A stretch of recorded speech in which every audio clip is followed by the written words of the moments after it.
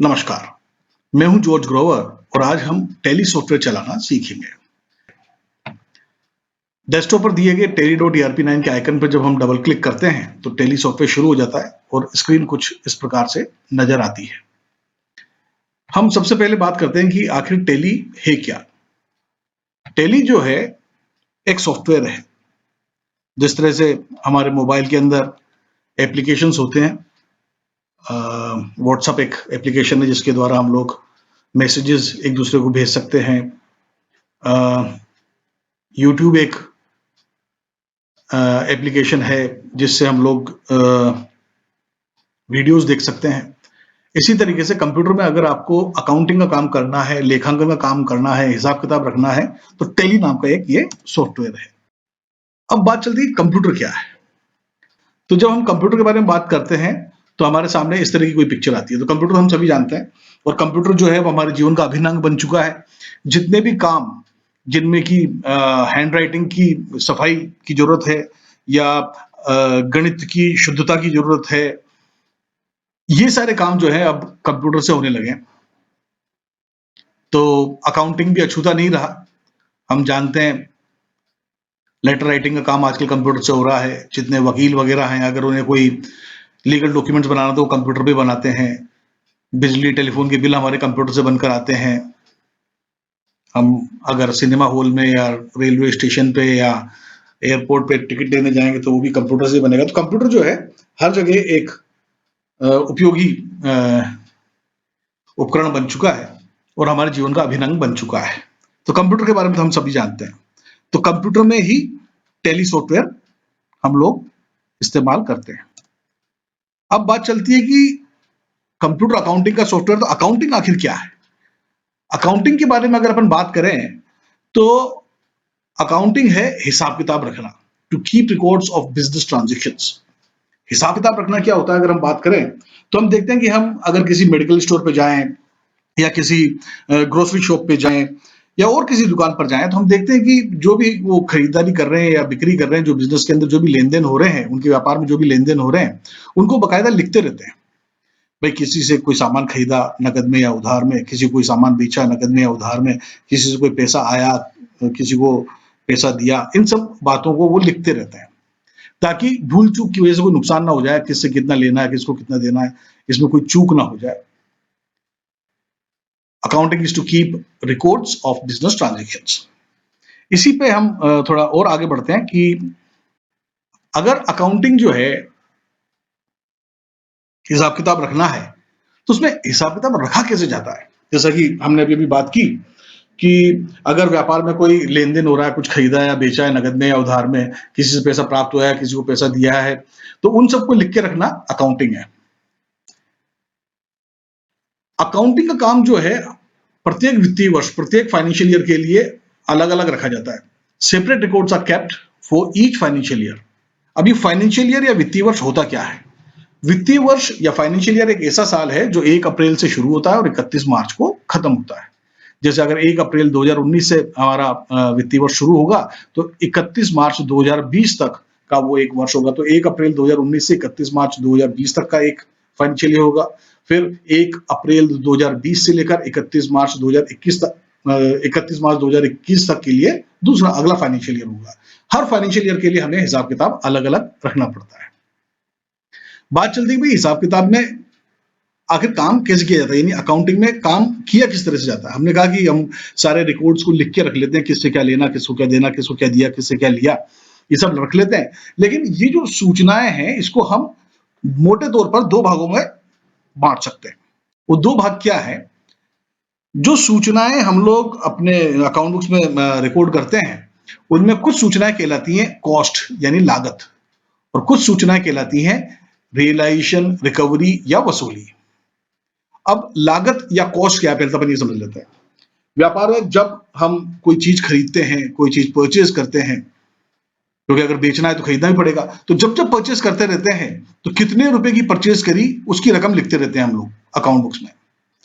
जब भी हम परचेज कर रहे हैं तो जेब से पैसा लग रहा है, और जब व्यापार में पैसा लगता है तो वो हमारे लागत का हिस्सा है। तो जब जब हमारी लागत होगी परचेज के रूप में, क्रय के रूप में, जब जब हम खरीदारी करेंगे और हमारी जेब से पैसा लगेगा, तो इतना रुपया खरीदा, इतने रुपए का सामान खरीदा, इतने रुपए में खरीदा, इतने रुपए का सामान इतने में खरीदा, इतना सामान इतने रुपए में खरीदा, ऐसा लिखते रहते हैं। तो खरीदारी कितने रुपए की हुई ये लगातार हम लिखते रहेंगे अपने अकाउंट बुक्स में। इसी प्रकार अगर बिजनेस में हम जब हम व्यापार कर रहे होते हैं तो खरीदने में तो पैसा लगता ही है, उसके अलावा कुछ खर्चे भी होते हैं, क्योंकि हम कोई सामान लेकर आ गए, लेकिन सिर्फ सामान लेकर आ जाने से ही हम जो है बिजनेस नहीं कर सकते। जो वस्तु हमने खरीदी उसको बेचने के लिए हो सकता है हम कोई दुकान ले लें, तो दुकान का किराया होगा, दुकान में बिजली पानी टेलीफोन के बिल आएंगे, खर्चे होंगे, तो उसके खर्चे चुकाने पड़ेंगे आपको। अगर हमने कोई विज्ञापन का खर्चा किया तो विज्ञापन का खर्चा होगा। अगर कर्मचारी को रख रखा है तो उनको हम लोगों को तनख्वाहें देनी पड़ेंगी। तो जो हम खर्चे कर रहे हैं विज्ञापन के रूप में, किराए के रूप में, बिजली पानी टेलीफोन के खर्चे के रूप में, या किसी को तनख्वाहें देकर, या कोई ब्याज पे अपने पैसे लग रहे, ब्याज का खर्चा हो रहा है, तो ये जितने भी पैसे खर्च हो रहे हैं उन सबको भी हम लिखते रहते हैं, भाई इतना ये खर्चा हमारा इतने इतने रुपए का हुआ, ऐसा हम लिखते रहते हैं। तो जितने भी खर्चे हो रहे हैं उनमें भी हमारा पैसा लगता है, तो ये लागत का हिस्सा है। तो हम जब जब व्यापार में लगता रहता है 1 अप्रैल से लेकर 31 मार्च के दौरान जब जब भी हमारी जेब से पैसा लगता रहता है, भले ही वो परचेज यानी खरीद के रूप में लग रहा है या एक्सपेंसेस यानी कि खर्चे के रूप में लग रहा है, हम उसको लिखते रहते हैं। तो ये एक तो जो सूचना हम रिकॉर्ड कर रहे हैं वो है खर्चों के संबंध में। इसके बाद जो सूचनाएं हम लोग रिकॉर्ड करते हैं वो है वसूली, यानी पैसा कैसे वसूल हो। जब भी हम बिक्री करेंगे तो हम उसको लिखते रहेंगे इतने रुपए की बिक्री हो गई, 1000 का बेचा तो बिक्री हो गई 1000 रुपए की, 2000 रुपए का सामान बेचा तो बिक्री हो गई 2000 रुपए की, ऐसा लिखते रहेंगे। बिक्री लिखते रहते साल भर लिखते रहेंगे। बिक्री करने से पैसा वसूल होता है, तो ये वसूली हम लिखते जा रहे हैं। 1 अप्रैल से 31 मार्च तक जितनी भी बिक्री होगी उस सब का मूल्य हम लिखते जाएंगे। वर्ष के अंत में अर्थात 31 मार्च को एक चीज और करेंगे हम, जितना सामान खरीदा उसमें से सारा का सारा तो बिक नहीं गया होगा, तो जो बच गया सामान उसका मूल्य भी हम लोग वसूली वाले साइड में, वसूली वाले पक्ष में लिखते हैं। इस प्रकार साल भर यानी 1 अप्रैल से लेकर 31 मार्च तक हमारे व्यापार से खरीद या खर्चे के रूप में जितना भी पैसा लगता है हमारे व्यापार से उसको हम लिखते रहते हैं। दूसरी तरफ साल भर में बिक्री की वजह से जितना पैसा वसूल होता रहता है उसको भी हम लिखते रहते हैं। वर्ष के अंत में अर्थात 31 मार्च को हम जो सामान बचा रह गया हमारे पास में स्टॉक, उसका मूल्य भी लिख लेते हैं। यहाँ मैं एक बात आपके साथ शेयर करना चाहूंगा। मान लो हमने जो है जो भी सामान हम खरीदते थे, मान लो हम चांदी में डील करते थे और हमने कई बार चांदी खरीदी, कई बार बेची। अब उसमें से जो है 1 किलो चांदी बच गई हमारे पास साल के एंड में, जितना भी खरीदा उस बेचा उसमें से। अब ये 1 किलो चांदी जो है स्टॉक जो है वो मान लो हमने हमेशा एक ही भाव से खरीदा, मान लो 40,000 रुपए के भाव से खरीदा था हमने। अब बाजार में आज की तारीख में 45,000 रुपए जो है इसका भाव चल रहा है चांदी का, तो हम स्टॉक का मूल्य जो है 40,000 लिखेंगे, यानी क्रय मूल्य या लागत मूल्य, यानी जो जिस भाव में हमने खरीदा था उन दोनों क्रय मूल्य या बाजार मूल्य दोनों में से जो कम है वही हम इधर लिखेंगे स्टॉक का मूल्य, भाई इतना तो वसूल हो ही जाएगा। देखिए 40,000 में खरीदा था, बाजार में 45,000 भाव चल रहा है, तो हम 40,000 लिखेंगे स्टॉक का मूल्य। इसी प्रकार अगर मान लो 40,000 में खरीदा था और बाजार में जो है अब 35,000 ही रह गया भाव, तो हम यहाँ स्टॉक का मूल्य 35,000 लिखेंगे, 40,000 नहीं लिखेंगे। यानी क्रय मूल्य या बाजार मूल्य में जो भी वैल्यू होगी स्टॉक की वही हम जो है स्टॉक के मूल्य के रूप में लिखेंगे, ताकि ये पैसा तो बिक्री से तो पैसा वसूल हो गया, लेकिन स्टॉक जो है इससे जो है वसूली जो है ये वसूली हम मान के ही चलते हैं कि भाई इतना तो वसूल हो जाएगा। तो क्रय मूल्य या बाजार मूल्य में जो भी कम होगा उसको हम वसूली की राशि में लिखते हैं। अब आप देखें कि जो लागत वाली साइड है उसमें हम साल भर हम सारे लागतें यानी जो हमारी जेब से पैसे लगे वो लिखते जा रहे हैं, खरीद और खर्चे के रूप में जो हुआ। और बिक्री वाली साइड में हमने वसूली वाले साइड में हमने बिक्री की राशि तो लिखी, वर्ष के अंत में हमने स्टॉक का मूल्य भी लिख दिया। अब अगर अपन आप ध्यान से देखें तो ये हमारी वसूली वाली साइड है, यानी ये जो पैसा वसूल हो गया व्यापार में, और ये लागत वाली साइड है जो हमारी जेब से पैसा लग गया। अब वर्ष के अंत में हम क्या करते हैं, यानी 31 मार्च को हम देखते हैं कि अगर वसूली वाला साइड ज्यादा है और लागत वाली साइड कम है, यानी हमने वसूल तो कर लिया ज्यादा और जेब से लगे कम, तब तो ये फायदा हो गया। तो इसको हम बोलते हैं हमारे अकाउंट, हमें ये भी मालूम पड़ जाता है, हमारे अकाउंट बुक से ये भी मालूम पड़ जाता है कि हमारे बिजनेस में प्रॉफिट, लाभ यानी फायदा हो गया। यानी रियलाइजेशन यानी वसूली ज्यादा हो जाए लागत से, कॉस्ट से, तो हम जो है बोलते हैं कि प्रॉफिट हो गया हमारे व्यापार में। इसी प्रकार यदि जेब से पैसे लग गए ज्यादा, लागत ज्यादा हो गई, कॉस्ट ज्यादा हो गई और वसूली कम हुई, तो हम बोलते हैं हमारे व्यापार को लॉस लग गया, नुकसान लग गया, हानि हो गई। और इस तरह से हम जो है अकाउंट बुक से ये ज्ञात कर लेते हैं, ज्ञात हो जाता है हमें कि भाई व्यापार में लॉस लग गया है। तो यदि कॉस्ट यानी लागत ज्यादा हो वसूली से, रिकवरी से, रियलाइजेशन से, तो ये लॉस कहलाता है। तो अकाउंटिंग से जो है हमें ये भी मालूम पड़ता है कि न केवल ये मालूम पड़ता है कि भाई किससे क्या लेना है, किसको क्या देना, बल्कि ये भी मालूम पड़ता है कि व्यापार में जो हमने वर्ष भर जो मेहनत करी, जो लेन देन किए, उनकी वजह से हम फायदे में हैं या नुकसान में हैं, प्रॉफिट में है या लॉस में है। अब बात चलती है कि अकाउंटिंग के बारे में हमने ये तो समझ लिया कि अकाउंटिंग हिसाब किताब रखना है, और अकाउंटिंग जो है किस प्रकार से रखा जाता है, हिसाब किताब कैसे रखते हैं, रिकॉर्ड्स को कैसे लिखा जाता है, ये भी हमने समझा। लेकिन अकाउंटिंग को हम एक और प्रकार से समझते हैं। वास्तव में अकाउंटिंग जो है कॉमर्स स्ट्रीम के जो विद्यार्थी होते हैं 11वीं 12वीं में, जो कॉमर्स के विद्यार्थी सीखते हैं, जो सिलेबस वो फॉलो करते हैं, वही अकाउंटिंग है।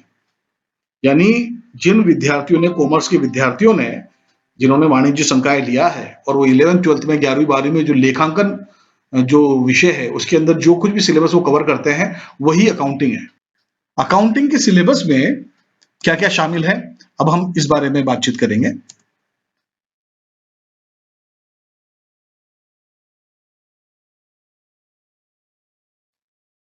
अकाउंटिंग में शामिल है जर्नल एंट्रीज, यानी कि सबसे पहले हमें जर्नल प्रविष्टि करना पड़ता है, हिंदी में हम बोलते हैं जर्नल प्रविष्टि।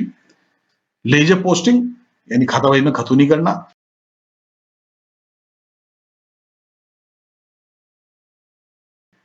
फाइंडिंग बैलेंसेस, यानी खातों का शेष निकालना। ट्रायल बैलेंस, यानी तलपट बनाना। ट्रेडिंग अकाउंट, यानी व्यापारिक खाता।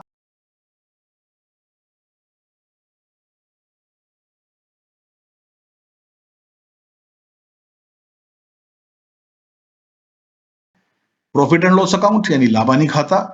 बैलेंस शीट, चिट्ठा या स्थिति विवरण हिंदी में कहा जाता है इसे।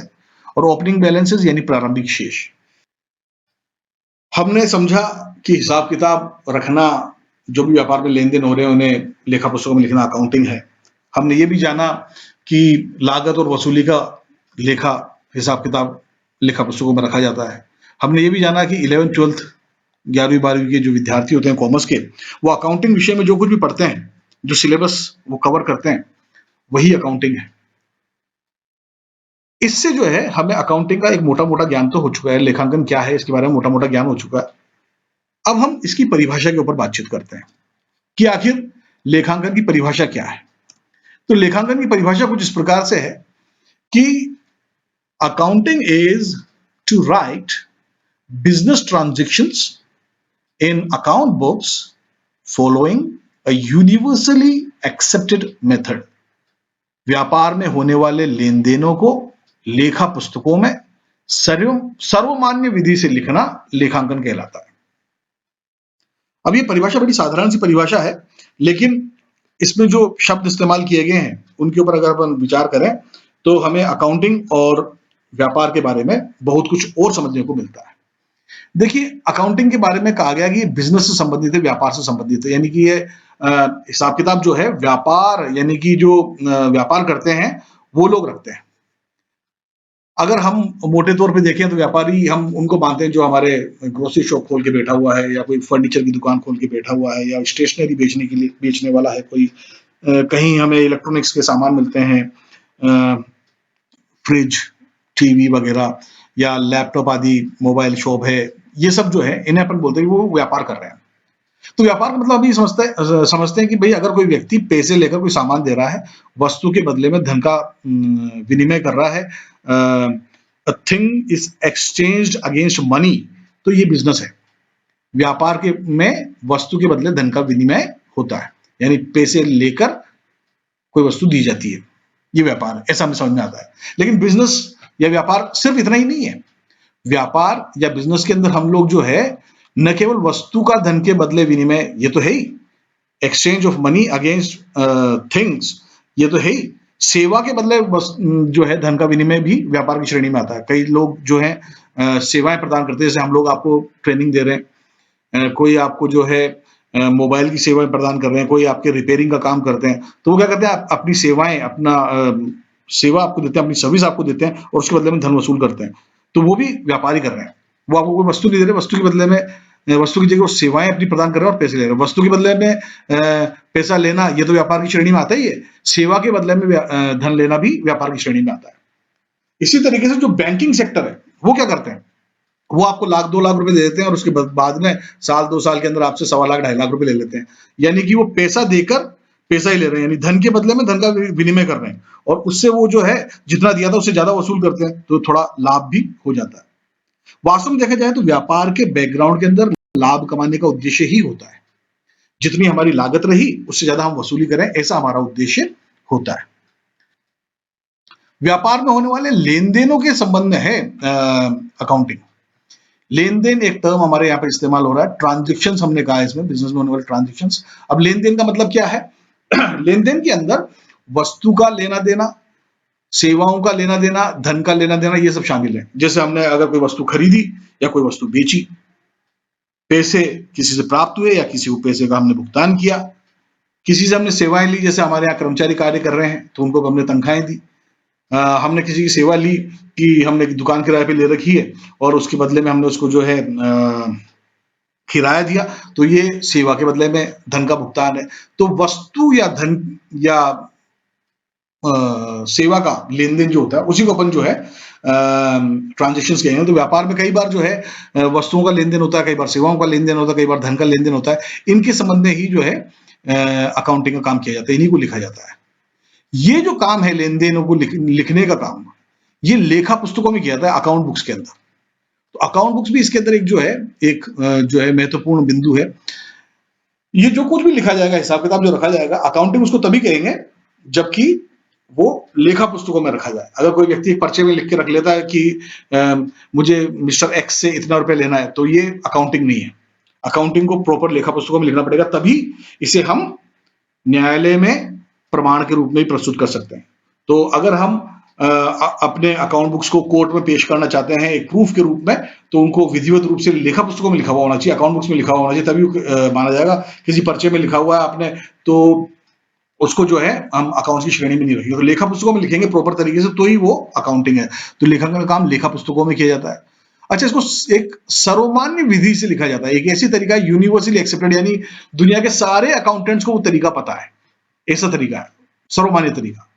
ये सर्वमान्य तरीका क्या है उसके बारे में भी हम अभी बात करेंगे। तो एक ऐसा तरीका होना चाहिए अकाउंटिंग का जो कि भले ही कोई जर्मन हो, चाहे फ्रेंच हो, चाहे कोई इंग्लिश हो, चाहे जापानीज हो, कोई चाइनीज हो, चाहे इंडियन हो, किसी ने भी अगर उसको लिखा अकाउंट बुक्स के अंदर, किसी भी सौदे को, किसी भी ट्रांजेक्शन को, तो उनको समझ में आ जाए कि इसमें पैसा आ रहा है कि जा रहा है, कुछ खरीदा गया है कि बेचा गया है, खर्चा हुआ है कि कमाई हुई है, सबको मालूम पड़ जाए, उन अकाउंटेंट्स को मालूम पड़ जाए। तो ये एक तरह से अकाउंटेंट्स की एक विशेष लैंग्वेज है, यूं कह सकते हैं, विशेष तरीका है लिखने का। ये जो तरीका है उस तरीके से लिखेंगे तभी हमारा जो है अकाउंटिंग रहेगा। यानी जो सर्वमान्य तरीका है उस तरीके से लिखना पड़ेगा। आपने अपने हिसाब से कुछ पर्चे में लिख रखा है तो वो अकाउंटिंग नहीं है। अकाउंटिंग के जो सिद्धांत है उनको फॉलो करते हुए हमें काम करना पड़ेगा, तभी जो है वो अकाउंटिंग कहलाएगी। अच्छा, इसमें एक बात और है, देखिए, अकाउंटिंग जो है वास्तव में लिखना है, राइट। यानी अगर आपने जो है लिख के रखा हुआ है, यानी कि आपने जब भी खरीदा या बेचा, विशेष अपन बेचने की बात करें, तो हमने उसका बिल भी बनाया और उसको फिर उसके आधार पर हमने अपने अकाउंट बुक्स में प्रॉपर तरीके से लिख लिया, तो ये अकाउंटिंग है। अगर आपने लिखा नहीं, सिर्फ याद कर रखा है ना, रिटन वर्क नहीं है, तो ये अकाउंटिंग नहीं है। लिखा हुआ होना चाहिए तभी अकाउंटिंग होगी। आपको अगर बहुत अच्छी याददाश्त है तो आपने अगर कोई चीज याद कर रखी है तो उसको अकाउंटिंग की श्रेणी में नहीं रखा जा सकता, लिखा हुआ होना चाहिए, तभी हम उसे कोर्ट में जो है प्रूफ के रूप में पेश कर पाएंगे। तो इस प्रकार से हमने जब ये परिभाषा पढ़ी कि व्यापार में होने वाले लेन देनों को लेखा पुस्तकों में सर्वमान्य विधि से लिखना लेखांकन कहलाता है, तो जब इस परिभाषा के ऊपर बातचीत करी, विशेषकर 5 जो शब्द हैं, व्यापार यानी बिजनेस, ये टर्म हमने, एक शब्द हमने समझा, लेन देनों के बारे में यानी ट्रांजेक्शन्स के बारे में हमने समझा, लेखा पुस्तकों के बारे में समझा यानी अकाउंट बुक्स में लिखा हुआ होना चाहिए, सर्वमान्य विधि होनी चाहिए, यूनिवर्सली एक्सेप्टेड मेथड होना चाहिए वो, और लिखना पड़ेगा, राइट करना पड़ेगा, ये बात भी हमने समझी। तो ये 5 बिंदु जो है लेखांकन के मुख्य बिंदु हैं। अगर इन बिंदुओं पे अपन इन जब पॉइंट्स पर बात करते हैं तो लेखांकन की परिभाषा और भी ज्यादा बेहतर तरीके से हमें समझ में आती है। मुझे आशा है अकाउंटिंग क्या है, लेखांकन क्या है, इसके बारे में जो हमने अब तक बात करी, उससे आपको जो है अकाउंटिंग के बारे में काफी कुछ क्लियर हो गया होगा। अब ये जो हमने बात करी कि सर्वमान्य तरीका जो है अकाउंटिंग का, वो तरीका कौन सा है? तो ये लेखांकन की जो सर्वमान्य विधि है, इसको हम बोलते हैं डबल एंट्री सिस्टम, दोहरा लेखा प्रणाली। इसी के बारे में हम लोग अब आगे बातचीत करेंगे। डबल एंट्री सिस्टम को समझने से पहले हम जो है कुछ शब्दों के ऊपर बातचीत करेंगे। ये शब्द आप शायद पहले से भी जानते हो, लेकिन अब हम इसको थोड़ा और रिफाइन तरीके से समझेंगे, थोड़ा और बेहतर तरीके से समझने की कोशिश करेंगे। जैसे एक शब्द है हमारे सामने, how to define a thing. A thing, वस्तु। वस्तु क्या है? वस्तु के बारे में समझना या वस्तु को अच्छे से समझना, जो ये टर्म है थिंग, इसके बारे में हमें विचार सबसे पहले करने की जरूरत क्यों पड़ रही है? क्योंकि अकाउंटिंग में सबसे ज्यादा जो है बातचीत, लेखांकन का काम जो है, जो सौदे होते हैं, जो लेन देन होते हैं, उनमें वस्तु सबसे ज्यादा इन्वॉल्व होती है। जो वस्तुएं बेच रहे हैं, वस्तुओं का लेन देन कर रहे हैं, वस्तुएं खरीद रहे हैं, तो वस्तु के बारे में बातचीत चलती है। तो बातचीत चलती है कि वस्तु आखिर है क्या। अगर हम भौतिक शास्त्र की बात करें, फिजिक्स की बात करें, तो उसमें दिया हुआ है वस्तु की परिभाषा कि things are those which are having physical existence. वस्तुएं वो हैं जिनका भौतिक अस्तित्व है, यानी कि मे बी सीन, यानी जिसे देखा जा सके, मे बी टच्ड, जिसे छुआ जा सके, वो वस्तुएं हैं। अब वस्तुओं में जो है एक बात और आती है, विशेष करके अंग्रेजी में जो है थिंग्स के बारे में है, लिविंग थिंग्स और नॉन लिविंग थिंग्स ऐसे कहते हैं। यानी कि पेन है, मोबाइल है, टीवी है, लैपटॉप है, ये थिंग्स जो हैं, ये ऐसी चीजें हैं जिनको हम खरीदेंगे, बेचेंगे, और ये नॉन लिविंग थिंग्स हैं। लेकिन खरीदा बेचा तो पशुओं को भी जाता है, पशु मेले लगते हैं बकायदा, तो भेड़, बकरियां, गाय, भैंस अगर बेची जा रही, खरीदी जा रही, तो वो चीजों की तरह ही खरीदी बेची जा रही है, वो लिविंग थिंग्स हैं। तो इन थिंग्स के अंदर लिविंग थिंग्स और नॉन लिविंग थिंग्स दोनों शामिल हैं। तो वस्तु को अपन समझना चाहे तो अपन ये देख सकते हैं, वस्तु के अंदर दो गुण होने चाहिए जिन्हें हम देख सकें, जिन्हें छू सकें, may be seen, may be touched. लेकिन ये जो परिभाषा है, may be seen and may be touched, ये जो परिभाषा है, ये परिभाषा भौतिक शास्त्र के हिसाब से है, फिजिक्स के हिसाब से। लेकिन हम तो भौतिक शास्त्र नहीं पढ़ रहे हैं, हम तो लेखा शास्त्र पढ़ रहे हैं। लेखा शास्त्र में इन दो गुणों के अलावा एक और गुण का होना जरूरी है। लेखा शास्त्र के अनुसार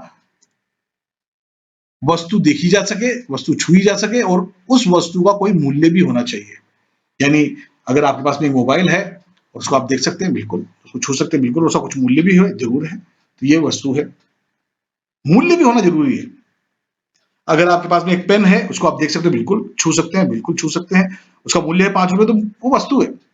लेकिन कचरा पात्र में कचरा पड़ा हुआ, उसको देख सकते हैं और छू सकते हैं, बिल्कुल, क्या उसका मूल्य है? नहीं। तो हम, कचरे का मूल्य नहीं है तो उसको अपन वस्तु की श्रेणी में नहीं रखेंगे, अकाउंटिंग के पर्पज से, बिजनेस पर्पज से। तो लेखांकन की पर्पज से जब हम बातचीत करेंगे वस्तु के बारे में, तो वस्तु हम उसी को मानेंगे जिसे देखा जा सके, छुआ जा सके, और जिसका मूल्य भी हो। जिसमें वस्तु के ये तीनों गुण होंगे, उसे ही हम वस्तु के रूप में कंसीडर करने वाले हैं, अकाउंटिंग के संदर्भ में, बिजनेस के संदर्भ में। तो सबसे पहले तो हमने एक ये बात समझी।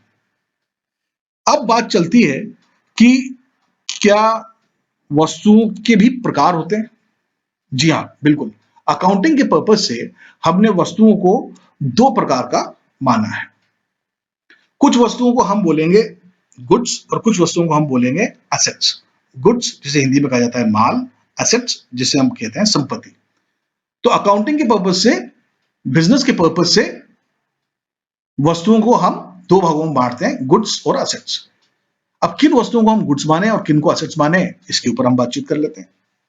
देखिए, अगर हम व्यापारी हैं, अगर हम जिस बिजनेस हाउस में अकाउंटिंग का काम कर रहे हैं, वहां अगर कोई वस्तु खरीदी जाती है रीसेल पर्पज से, बेचने के उद्देश्य से, जैसे मैं एक कंप्यूटर शॉप में मैं काम करता हूं और वहां पर जो है कंप्यूटर्स खरीदे जाते हैं बेचने के उद्देश्य से, तो ये सारे कंप्यूटर्स वहां गुड्स की श्रेणी में आएंगे, माल की श्रेणी में आएंगे।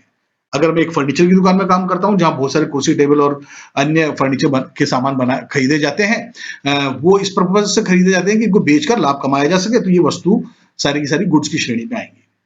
अगर मैं किसी इलेक्ट्रॉनिक्स की शॉप में काम कर रहा हूं जहां पे कि अलग अलग तरह के जो इलेक्ट्रॉनिक उपकरण है, टीवी, फ्रिज, टीवी और अन्य मोबाइल और लैपटॉप आदि उपकरण बेचे जा रहे हैं वहां पर, तो वो सभी इलेक्ट्रॉनिक उपकरण गुड्स की श्रेणी में आएंगे।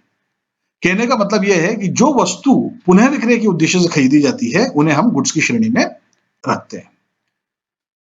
बिजनेस हाउस में यानी जहां हम व्यापार कर रहे हैं, जो व्यापारिक स्थल जो है हमारा, जैसे दुकान, गोदाम, शोरूम, फैक्ट्री, ये सभी व्यापारिक स्थल कहलाएंगे।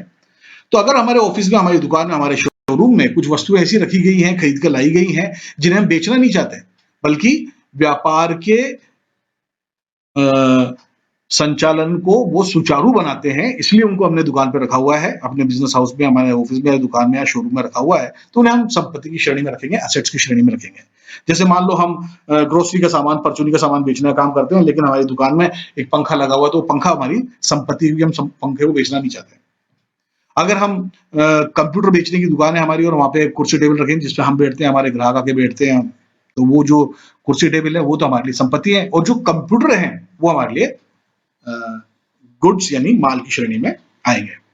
मोटे तौर पर हम यूं कह सकते हैं कि जो वस्तुएं हमने खरीदी इस पर्पज से कि इन्हें बेचना है, इनको बेचकर लाभ कमाएंगे, तो वो माल यानी गुड्स कहलाएंगे। और जो वस्तु हमने इसलिए खरीदी कि इनको हम व्यापारिक स्थल यानी हमारे दुकान, गोदाम, शोरूम, फैक्ट्री, ऑफिस में ही इस्तेमाल करेंगे, तो उन्हें हम असेट्स यानी संपत्ति की श्रेणी में रखेंगे। यहां मैं एक बात और बता दूं मैं आपको कि वस्तु अपने आप में माल या संपत्ति नहीं होती।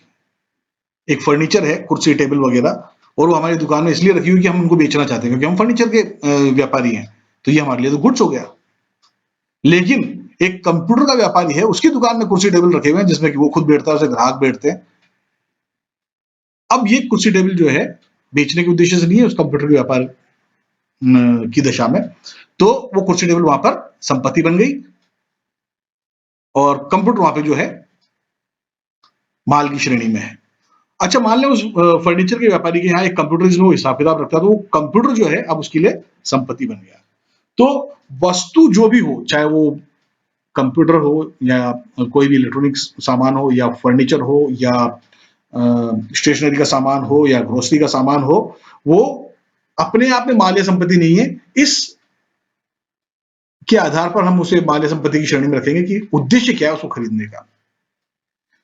यहां एक बात और जोड़ना चाहूंगा, कुछ वस्तुएं जो हैं हम लोग खरीदते हैं और बेच देते हैं, लेकिन कई बार ऐसा भी होता है कि वस्तु को हम जो मैन्युफैक्चर करके बेचते हैं, यानी कि जैसे मान लो मैं कुर्सी लाता हूं और बेच देता हूं, ये भी एक तरीका है। और ये भी हो सकता है कि मैं लकड़ी, सनमाइका, फेविकोल, कीलें आदि खरीद के लाता हूं, मैं एक अच्छा कारीगर हूं या मैंने कई अच्छे कारीगर रख रखे हैं और हम काट पीट कर उन्हें कुर्सी, टेबल, स्टूल वगैरह बनाते हैं और फिर बेचते हैं। तो अगर मैं कुर्सी, टेबल आदि खरीदता हूं और फिर उनको बेच देता हूं सीधे, तो भी वो माल की श्रेणी में है। और अगर मैंने लकड़ी और अन्य सामान खरीदा और उनसे मैंने फर्नीचर बनाकर फिर बेच रहा हूं, तो वो भी मैन्युफैक्चरिंग की हुई सामान भी मेरे माल की श्रेणी में आएंगे, गुड्स की श्रेणी में आएंगे। तो यहां हमारे सामने जो है गुड्स की परिभाषा दे रखी है, things bought or manufacture for resale purpose are called goods. ऐसी वस्तुएं जो कि खरीदी या निर्मित की गई हो पुनः विक्रय के उद्देश्य से, उन्हें हम गुड्स यानी माल की श्रेणी में रखेंगे। और यदि कोई वस्तु इस प्रकार की है जो कि हमारे बिजनेस प्लेस पर, हमारे व्यापारिक स्थल यानी दुकान, गोदाम, शोरूम, फैक्ट्री में रखी हुई है, रीसेल पर्पस के लिए नहीं रखी हुई, बल्कि हमारे व्यापार के सुचारू संचालन में वो सहायक है, तो उन वस्तुओं को हम असेट्स की श्रेणी में रखेंगे। Things bought to use at business place not for resale purpose, they are called assets. तो हमने समझा गुड्स और असेट्स के बारे में। जब हम वस्तुओं के बारे में यानी थिंग्स के बारे में समझ गए, और थिंग्स का जो ये प्रकार है, क्लासिफिकेशन है गुड्स और असेट्स के रूप में, जब हम इनको समझ गए तो हम डबल एंट्री सिस्टम को समझने में हमें काफी आसानी होगी। तो अब हम बात करते हैं डबल एंट्री सिस्टम के बारे में कि आखिर डबल एंट्री सिस्टम क्या होती है। तो what is double entry system, दोहरा लेखा प्रणाली क्या है, इसके बारे में हम लोग अब बात करते हैं। देखिए, दोहरा लेखा प्रणाली क्या होता है कि डबल एंट्री सिस्टम जो है उसके अनुसार ये माना जाता है कि जब भी व्यापार में कोई लेन देन होता है तो दो बातें हो जाती हैं, और उन दोनों बातों के बारे में अकाउंट बुक्स में लिखा जाना चाहिए। इसको अगर अपन एक परिभाषा के रूप में देखें तो यहां हमारे पास में लिखा हुआ है कि double entry system is based on this theory that each business transaction affects two parties or sides, each party or side is called an account and therefore each business transaction is written in both the accounts। यानी जब भी कोई लेन then होगा तो दो पक्ष प्रभावित होंगे। जैसे अगर मैं कहीं पेन खरीदने के लिए गया, मैंने उससे पूछा भाई पेन कितने का है, तो उसने बोला 5 रुपए का। अब अगर ये लेन देन हो रहा है तो दो बातें हो जाएंगी, एक तो ये पेन मेरे पास आ जाएगा और मेरी जेब से 5 रुपए चले जाएंगे। तो 5 रुपए का पेन मेरे पास आना और 5 रुपए मेरे जेब से या मेरे गल्ले से, मेरे कैश बॉक्स से जाना, ये 2 बातें हो गई। ये 2 पार्टियां इफेक्ट हो रही हैं। पेन का आना, पेन एक पार्टी, और कैश यानी नगद राशि जाना। तो नगद राशि और ये पेन 2 पार्टीज हैं, 2 साइड्स हैं, ये 2 पार्टियां इफेक्ट हो रही हैं। इन दोनों पार्टीज को अपन एक अकाउंट बोलेंगे कि बोले ये अकाउंट है और एक अकाउंट, यानी पेन का अकाउंट है और एक कैश का अकाउंट है, और इन दोनों के अंदर हमें इस ट्रांजेक्शन के बारे में लिखना पड़ेगा। दोनों के नजरिए से हमें ये बातचीत लिखनी पड़ेगी। तो दोहरा लेखा प्रणाली इस सिद्धांत पर आधारित है कि प्रत्येक लेन देन में 2 पक्ष होते हैं और दोनों पक्षों पर उसका प्रभाव पड़ता है। प्रत्येक पक्ष एक खाता कहलाता है और हर एक लेन देन को संबंधित दोनों खातों में लिखा जाता है। तो इस प्रकार दोहरा लेखा प्रणाली के बारे में हमने जाना कि दोहरा लेखा प्रणाली एक ऐसा सिस्टम है जिसमें हर लेन देन को 2 जगह लिखा जाता है, क्योंकि हर लेन देन में 2 खाते प्रभावित होते हैं, 2 पक्ष प्रभावित होते हैं। इस बात को और अच्छे से समझने के लिए हम कुछ उदाहरण लेते हैं, उससे जो है हमें ये बात बेहतर तरीके से समझ में आ जाएगी। तो हम दोहरा लेखा प्रणाली को समझने के लिए एक उदाहरण ले रहे हैं। इस उदाहरण के अनुसार एक तारीख दी गई है 1 अप्रैल 2019 और लिखा हुआ है goods purchase in cash 1000 rupees. 1000 रुपए का माल खरीदा गया है ना। कैश यानी नगद राशि देकर गुड्स यानी खरीदा गया है। 1000 रुपए चले गए व्यापार से और गुड्स आ गया 1000 रुपए का, ये मतलब है। तो उसको अपन कुछ यूं कह सकते हैं कि प्लस हो गया, यानी कि व्यापार में आ गया गुड्स 1000 रुपए का, ठीक है। और हमारे व्यापार से जो है माइनस हो गया, यानी चला गया कैश 1000 रुपए का। तो 1000 रुपए का गुड्स आ गया और 1000 रुपए का कैश चला गया। ये 2 बातें हो गई हमारे पास, ठीक है। ये 2 पक्ष प्रभावित हो रहे हैं, 2 पक्ष हो गए, एक गुड्स का पक्ष है और एक कैश का पक्ष है। तो अपन इसको यूं समझ लेते हैं कि एक गुड्स नाम का एक पक्ष है, एक पार्टी है, एक साइड है, और दूसरा साइड जो है वो है कैश नाम का साइड। ये दूसरा साइड है हमारे पास में, अनदर पार्टी और अनदर साइड। तो ये गुड्स जो है ये भी एक पार्टी है और ये भी एक पार्टी, ये भी एक साइड है, ये भी एक साइड है। ये दोनों पक्ष हैं, 2 पक्ष हो गए हमारे पास, 2 पक्ष प्रभावित हो रहे हैं। अब हम इसे अकाउंटिंग में, लेखांकन में पार्टी या साइड या पक्ष ना कहकर एक दूसरा शब्द इस्तेमाल करते हैं। हम बोलते हैं ये एक अकाउंट है।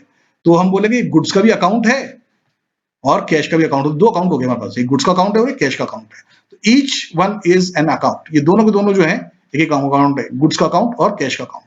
मेरे ख्याल से बात आपको समझ में आ गई होगी। अब अपन थोड़ा और आगे बढ़ते हैं। इनमें से एक जो है प्लस हो रहा है, यानी गुड्स हमारे पास में आ रहा है, प्लस हो रहा है। तो हम प्लस का इस्तेमाल ना करके हम लोग जो है एक दूसरे टर्म का इस्तेमाल करेंगे, डेबिट का। और इसी प्रकार से हमारे पास से कैश चला गया, पैसा चला गया, तो हम माइनस का इस्तेमाल करने की जगह दूसरा टर्म इस्तेमाल करेंगे, क्रेडिट। यही डबल एंट्री सिस्टम है। अब आप समझे, देखो इसको। देखिए हमारे पास क्या हुआ, गुड्स आया था, गुड्स आया और कैश चला गया। तो हम ये कहने की जगह गुड्स नाम का पक्ष प्रभावित हो रहा है, हम बोल रहे हैं गुड्स नाम का अकाउंट प्रभावित हो रहा है। अब गुड्स नाम का अकाउंट प्लस हो रहा है, ये कहने की जगह हम बोल रहे हैं गुड्स नाम का अकाउंट डेबिट हो रहा है। और कैश नाम का अकाउंट माइनस से हम बोल रहे हैं क्रेडिट हो रहा है। अच्छा, 1000 रुपए से, तो हम यूं कहने की जगह कि गुड्स नाम का पक्ष 1000 रुपए से प्लस हो रहा है, हम बोल रहे हैं गुड्स नाम का अकाउंट 1000 रुपए से डेबिट हो रहा है। और कैश नाम का पक्ष 1000 रुपए से माइनस हो रहा है, ऐसा बोलने की जगह हम बोलेंगे कैश नाम का अकाउंट 1000 रुपए से क्रेडिट हो रहा है। तो हम जो पक्ष प्रभावित हो रहे हैं उनको अकाउंट के नाम से पुकारेंगे कि ये 2 अकाउंट है, और एक पक्ष को हम डेबिट साइन के साथ दिखाएंगे, एक साइड को क्रेडिट साइड के क्रेडिट साइन के साथ में दिखाएंगे, क्रेडिट हेडिंग के साथ में दिखाएंगे, क्रेडिट शीर्षक के साथ में दिखाएंगे। हमारे मन में ये ख्याल आ सकता है कि भाई ये प्लस माइनस ही रहने देते, डेबिट क्रेडिट करके क्यों इसे मुश्किल बना दिया, ये क्यों डेबिट या क्रेडिट इस्तेमाल किया गया, प्लस माइनस क्यों नहीं किया गया है, ये हमें आगे जाके समझ में आएगा। आने वाली सेशन में हम लोग इसके बारे में विस्तृत बातचीत करेंगे। फिलहाल आप ये समझें कि प्लस माइनस इस्तेमाल कभी करना ही नहीं है, हमें डेबिट और क्रेडिट इस्तेमाल करना है। लेकिन समझने के उद्देश्य से मैंने आपको बताया कि प्लस की जगह डेबिट और माइनस की जगह क्रेडिट। प्लस का मतलब जैसे आना जैसा हुआ, और कैश जा रहा है उसको हम जा रहा है तो जाने को हमने क्रेडिट से दिखाया। तो हमने ये देखा कि इस लेन देन में गुड्स का अकाउंट डेबिट होगा और कैश का अकाउंट क्रेडिट होगा। ये तो बड़ा आसान लग रहा है। अगर इतना ही आसान है अकाउंटिंग, तो कॉमर्स के सारे विद्यार्थियों के तो 100% मार्क्स आ जाने चाहिए, 100% मार्क्स आने चाहिए। लेकिन उनसे फिर भी गलतियां हो जाती है, एंट्री करने में, लेखांकन करने में गलतियां हो जाती है। तो क्या वो कारण हैं जिनकी वजह से अकाउंटिंग करने के दौरान हमसे गलतियां हो जाती हैं, या क्या कंफ्यूजन हो सकते हैं? वैसे तो बहुत आसान है, हम देख रहे हैं कि आ रहा है गुड्स तो प्लस हो रहा है यानी डेबिट है, कैश जा रहा है तो माइनस हो रहा है यानी कि क्रेडिट है, और बड़े आराम से हमने जो है इसकी एंट्री कर सकते हैं कि गुड्स का अकाउंट डेबिट होगा और कैश का अकाउंट क्रेडिट होगा। ऐसा हम बड़े आराम से कर सकते हैं। लेकिन जो कंफ्यूजन होते हैं उनके ऊपर भी हमें बातचीत करना है। तो आने वाले सेशंस में हम जो लेन देन में जो कंफ्यूजन हो सकते हैं उन कंफ्यूजन के बारे में बात करेंगे और उन कंफ्यूजन को हमेशा हमेशा के लिए खत्म भी करेंगे तार्किक रूप से, लॉजिकली, ताकि हमेशा हमेशा के लिए वो संदेह, वो डाउट्स खत्म हो जाए। अच्छा, ऐसा करते हैं, एक डाउट मैं अभी क्रिएट कर देता हूं आपके सामने, इसलिए नहीं कि आपको परेशान करना है, बल्कि इसलिए कि ये डाउट तो हमेशा हमेशा के लिए खत्म हो जाए। तो हम क्या करते हैं, एक और एग्जाम्पल लेते हैं दोहरा लेखा प्रणाली यानी डबल एंट्री सिस्टम के ऊपर। देखिए, तारीख दी गई है 2 अप्रैल 2019 और बताया कि उपरोक्त वर्णित माल को नगद में बेचा 1200 रुपए। ये अभी अभी जो हमने 1000 रुपए में खरीदा था ना 1 अप्रैल को, लास्ट स्क्रीन में हमने देखा था, उसी सामान को जो 1000 रुपए में खरीदा था हमने उसको 1200 रुपए में बेच दिया। तो जो 1000 रुपए का सामान था उस पूरे सामान को हमने नकद पैसे लेकर 1200 रुपए में बेच दिया। अब इसकी एंट्री करनी है, यानी कि एक अकाउंट यानी एक पक्ष को हमें डेबिट करना है, एक पक्ष को क्रेडिट करना है। तो इस लेन देन में हम देख रहे हैं कि प्लस तो हो रहा है हमारे पास कैश, हम माल बेच रहे हैं तो कैश तो प्लस ही होगा, आएगा। तो अब यहां लेकिन कितने रुपए प्लस होंगे इसके ऊपर बातचीत चल रही, कुछ लोग चल रही है। तो कुछ लोगों के मन में ये ख्याल आता है कि भाई कैश तो 200 रुपए से प्लस हुआ है, और कुछ लोगों के ख्याल आता है कि नहीं नहीं 1200 रुपए कैश प्लस हुआ है। तो अब इन दोनों में से क्या सही है, अपन इसके ऊपर अभी बातचीत करेंगे। अच्छा, इसमें माइनस क्या हुआ है, माइनस इन गुड्स गया है हमारे पास, तो गुड्स ही माइनस होगा। अच्छा, यहाँ पे भी थोड़ा सा कंफ्यूजन है, कुछ लोग बोलते हैं कि गुड्स जो है 1000 रुपए का माइनस हुआ है और कुछ कहते हैं कि 1200 रुपए का माइनस हुआ है। तो अब ये कंफ्यूजन क्या हो गया भाई, ये कैश जो प्लस हुआ है वो 200 या 1200, गुड्स जो माइनस हुआ है वो 1000 या 1200, ये कंफ्यूजन। तो इस कंफ्यूजन को हम हमेशा हमेशा के लिए खत्म करते हैं। पहले हम बातचीत कर लेते हैं कैश के बारे में। देखिए, किसी के मन में अगर एक ख्याल आ रहा है कि 200 रुपए प्लस होगा, तो उसका मतलब यह है कि 1000 रुपए में खरीदा था और 1200 रुपए में बेचा है, तो 200 रुपए का लाभ हो गया, उसे हम लिखना चाह रहे हैं। तो 200 रुपए प्लस हो गया कैश, ये कह रहे हैं। लेकिन अगर आपके मन में ये ख्याल आ रहा है कि भाई लाभ के बारे में एंट्री कर रहे हैं, तो ये करना ही नहीं। हमने अभी पहले देखा था, शुरुआत में हमने बात की थी अकाउंटिंग में हिसाब किताब रखा कैसे जाता है, रिकॉर्ड्स को कैसे मेंटेन किया जाता है। हमने देखा था लागत और वसूली दोनों को लिखते रहते हैं हम। अगर 1000 रुपए में खरीदा तो लागत के अंदर हम 1000 रुपए लिखेंगे, और बेचा 1200 में तो 1200 रुपए वसूली में लिख देंगे। तो 1000 रुपए लागत में लिखा, लागत वाली साइड, और 1200 रुपए हमने वसूली वाले साइड में लिख दिए, तो वसूली वाला साइड ज्यादा हो गया 200 रुपए अपने आप, और उसका परिणाम अपने आप ही आ जाएगा बुक्स के अंदर, लाभ या हानि। यानी प्रॉफिट या लॉस जो है, लाभ या हानि जो है, आपको कैलकुलेट नहीं करनी पड़ती हर सौदे में। लाभ या हानि तो परिणाम है अकाउंटिंग का। तो हमें तो ये लिखना पड़ता है कितने रुपए आए, ये नहीं लिखना पड़ता कितने रुपए का लाभ हुआ इस सौदे में। तो जब हमने ये 1000 रुपए का माल को 1200 रुपए में बेचा, तो हमारे व्यापार में 1200 रुपए आए, न कि 200 रुपए। ये 200 रुपए का लाभ हुआ, लेकिन लाभ के बारे में हमें लिखने की जरूरत ही नहीं है। आप समझ रहे हैं मेरी बात? इसको एक बात और समझते हैं अपन, कि अगर मान लो हम अपने ग्राहक को ये सामान जो हमने बेचा 1200 रुपए में, तो हमारा ग्राहक हमें कितने रुपए देगा, 200 रुपए या 1200 रुपए? बेशक 1200 रुपए देगा। तो 1200 रुपए प्लस हो रहे हैं हमारे पास। हमें जो है ये लिखने की जरूरत नहीं है कि कितने रुपए कमाए, कमाई के बारे में लिखने की जरूरत नहीं, भाई बिक्री से हमें कितना लाभ हुआ ये लिखने की जरूरत नहीं। लाभ तो अपने आप ही आ जाएगा बुक्स के अंदर। मेरे ख्याल से बात आपको क्लियर हो गई होगी कि क्यों 200 रुपए नहीं लिखने, 1200 रुपए लिखने हैं। अब बात चल रही है गुड्स कितने का माइनस हुआ। ठीक है, हमने 1000 रुपए में खरीदा, तो ख्याल आता है कि भाई 1000 रुपए का गुड्स गया, लेकिन 1200 रुपए भी दे रखा है, तो हम दोनों में से किसको सही माने? तो मैं यहां आपको एक बात बताता हूं। देखिए, कल हम 1000 रुपए का एक सामान खरीद के लाए थे, या कुछ सामान खरीद के लाए थे, और आज हमने उसको 1200 रुपए में बेच रहे हैं। सपोज वो एक ही सामान था, एक मोबाइल था सस्ता सा, 1000 रुपए में हम खरीद के लाए थे, और अब आज हम 1200 रुपए में बेचने के लिए दुकान में बैठे थे कि एक ग्राहक आ गया। उसने पूछा कि भाई कितने का है ये मोबाइल? हमने कहा 1200 का। उसने बोला कुछ कम करो, हमने बोला नहीं भाई एक ही रेट है। तो बोला चलो दे दो एक। तो हम उसको मोबाइल देने लगे। तो हमें कितने पैसे दे रहा है, कैश कितना प्लस हो रहा है, 1200 रुपए। ये बात तो हमारी क्लियर हो चुकी है। अच्छा, वो 1200 रुपए से गिन रहा था, तभी हमारे पास वो व्यक्ति आ गया जिससे हमने कल 1000 रुपए में वो मोबाइल खरीदा था। वो आके हमें बोलता भैया जरा साइड में आना। हमने बोला कहिए। उसने बोला भैया ये आपके 1000 रुपए पकड़ो और मुझे मेरा सामान वापस दे दो। क्या हम उसको 1000 रुपए में वो सामान दे देंगे? बिल्कुल नहीं, क्योंकि 1200 रुपए लेकर तो हमारे सामने ग्राहक खड़ा हुआ है।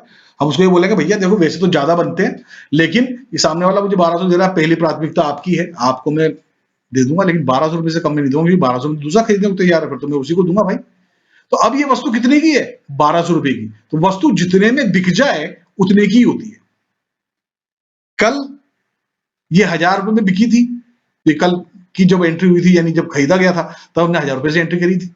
आज हम 1200 में बेच रहे हैं तो 1200 रुपए से ही इसकी एंट्री होगी। इसको आप यूं भी समझ सकते हैं कि बिलिंग जितने रुपए से होती है उतने से एंट्री होती है। जब हमने खरीदा था इसको 1000 रुपए में तो 1000 रुपए से बिलिंग हुई थी, तो 1000 रुपए की एंट्री हुई थी, 1000 रुपए का गुड्स आया, हमने ऐसा कहा था। और आज इसकी बिलिंग 1200 रुपए से हो रही है, तो 1200 रुपए का गुड्स बिक रहा है, हम ऐसा कहेंगे। तो 1200 रुपए की एंट्री होगी, बिलिंग जो है 1200 रुपए से होगी। तो 1200 रुपए की वस्तु मानी जाएगी, न कि 1000 रुपए का।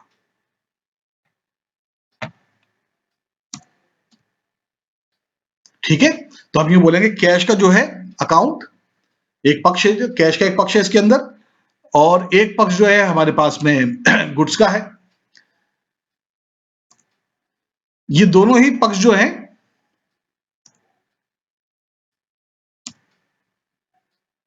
कैश और गुड्स दोनों ही जो है पक्ष ना कहलाकर एक अकाउंट कहलाएंगे। तो यानी गुड कैश का अकाउंट भी और गुड्स का अकाउंट भी है।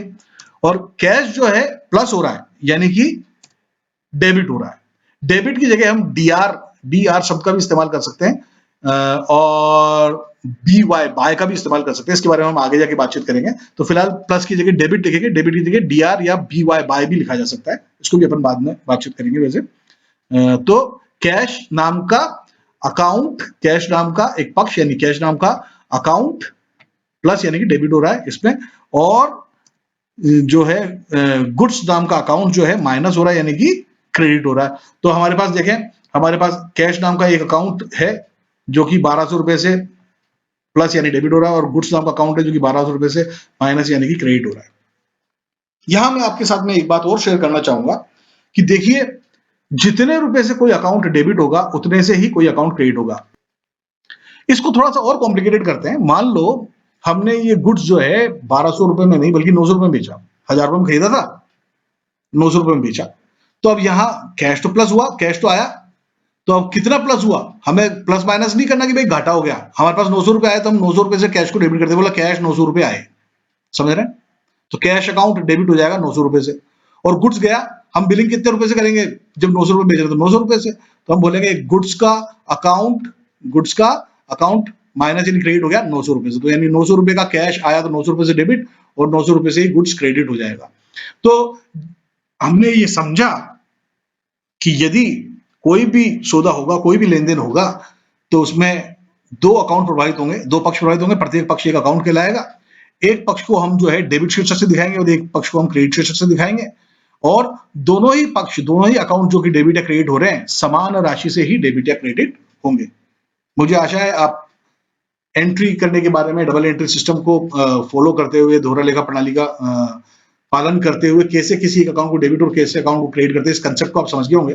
इसको अपन विस्तृत रूप से, तार्किक रूप से, लॉजिकली और समझेंगे, इस बात को और अपन आगे बढ़ाएंगे।